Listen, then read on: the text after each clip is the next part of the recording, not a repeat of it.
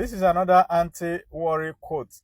I just got another headline today that the government is borrowing $1 trillion debt, that we've now accumulated more national debt than we have in the past 20 years.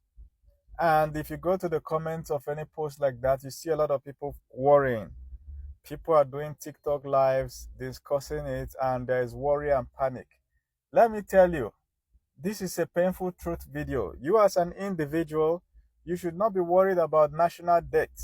You have no power to change it. You have no power to influence it. There is nothing you can do about national debt. $1 trillion in foreign reserves depleting, you cannot do anything. That is the unfortunate truth. So this is not what you should worry about. Every individual in any country should only be worried about personal debt. How many people are you owing that knows the road to your house? How can you get out of personal debt? When is the bank coming to take your house? Okay, what do you do after that? What will life be after paying back your debts? This is what you should worry about. Being worried about GDP. GDP is fake news. Let me tell you, economics is fake news. Going to the university to study economics is one of the most unfortunate things you can do. I'm sorry. Go and show this to your professor. Ask him what is the real-life application of economics. There is no real-life application. If you are studying economics right now, you should make up your mind on what you should do after school. Either you go and learn hairdressing or you learn tailoring. Start now during your breaks. Economics does not work. Well, you can learn data analytics with the mathematics and the statistics you learn there. I'm giving you expo now. Data analytics, data science. These are where you can apply some of the things you learned there. But there is no job recruitment for economists anywhere. Show me one. I'm telling you the truth. The economy of any country is directly dependent on the military strength of the country. The more powerful the military of the country, the better their economy. Because economy is tied to gold reserves. How many gold does the government have on the ground? Not how many they can dig up, but the ones they can store after digging it up. So the stronger the military, the more the gold, because the military can protect the gold. If you don't have an army that can protect your gold, you have only two options left. Hand it over peacefully to a stronger army that is demanding it, or hand it through violence. They will come and take out your leader and then install the one that will hand it over to them. Economy is fake news. Every time you see economics talking on TV, it's just funny. Economy is dependent on the guy with the biggest guns. So don't worry about economics. Don't worry about elections. Elections are predetermined in almost every country. In fact, that is why I say that, I'm of the opinion, I'm a realist, I'm of the opinion that only soldiers should be allowed to vote. Every other person who cannot stake their life, who cannot prove demonstratively that they can shed their blood for their country, should not be allowed to vote, because they cannot really feel or see the impact of their votes. So only soldiers and policemen, civil defense, and neighborhood security, those who are allowed to carry guns, are the ones that should be voting in elections. The rest of the people on election, they stay back. Your vote is useless. In fact, your vote is leading us to selecting bad leaders. Those are the ones that can be easily bought. Why would you allow a market woman to vote? What does she know about elections? What does she know about governance? What does she know about infrastructure? What is she voting for?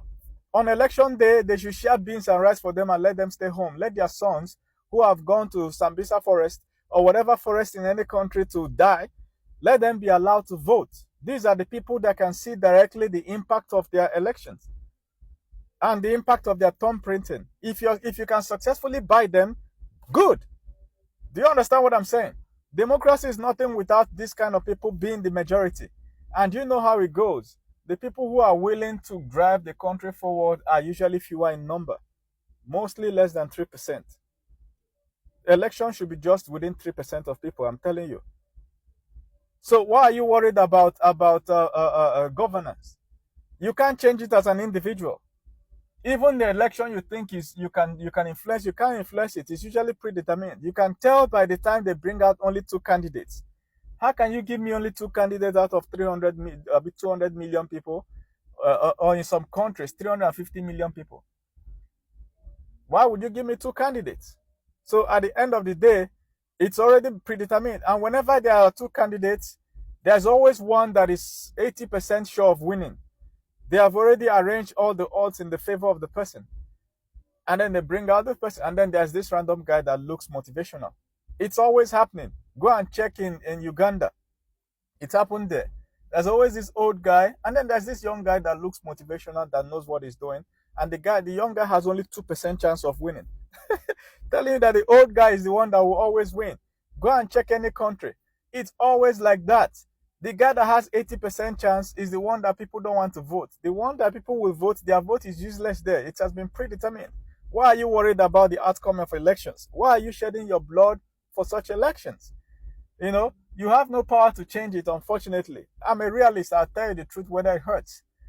What you should be worrying about is what you can change within your family. If you can wake up every morning and your family has woken up and everybody is good, that's what you should be worried about. You should be happy on that spot. Who remembers in 2020 when they shut down the whole country? And people were worried about numbers on the screen. 100 people, what do you call it now, put inside a certain house for the day. I don't want to call the name. 100 other people are dead. 100 people are buried. 100 people resurrected. They are putting numbers on the screen. And people are panicking. Some people will use nylon and tie their face, tie their hands. Bro, how does it concern you, the numbers on the screen? What you should be worried about is whether you have something in your house to eat. Whether people inside your house are healthy. That's what you should be worried about. Every year, let me tell you, there's always a disease outbreak somewhere. You will just see it on the screen. That is part of the programs for the year. Always a disease outbreak. 20 people died, 50 people died, 100 people are put inside one cage, 200 people have resurrected. It's always there. This is not what you should be worried about. You should be worried about whether your home is hygienic. Is it hygienic enough? Do you have enough money to take someone to a good hospital if there's a problem? If you need a kidney transplant today, do you have the money to fly abroad and get yourself the perfect kidney transplant and stay healthy? Do you have that? Do you have somebody that can donate their kidney for you in that family? Or does everybody hate you? These are things you should be worried about. Worrying about national debt is just shortening your life. You're giving yourself unnecessary stress. People should wake the hell up. All those numbers on, if I shut down the TV, live a real life for once. Drop your phones and face the world for once.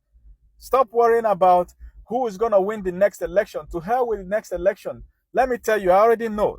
Listen to this prophecy. The guy that will win the next election is the guy that will win it. My prediction is accurate. But I can tell you something else.